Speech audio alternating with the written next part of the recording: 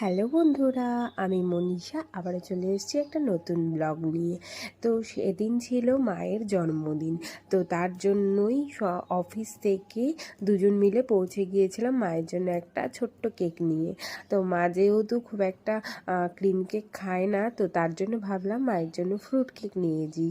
তো তার জন্য এই যে ফ্রুট কেক নিয়ে এসেছি, মাকে বসিয়ে দিয়েছি। মা তো খুবই ভাবেইনি যে এরকম হবে। তো তারপরে কেক কাটিং হলো, আর সাথে এই যে পাশে আমাদের গুঞ্জা ছিল, আর আমরাও ছিলাম চারজন। তো ভাইকে ভিডিও কল করছিলাম, এই যে দেখতেই পাচ্ছ মোবাইলে ভাইকে ভিডিও কল করেছিলাম। তো ভাইকেও দেখালাম। তো তারপরে এই যে পাশে বসে মায়ের থেকে একটুখানি কেকও খেয়ে নিলাম, যেহেতু বেশি কেক তো খাই না।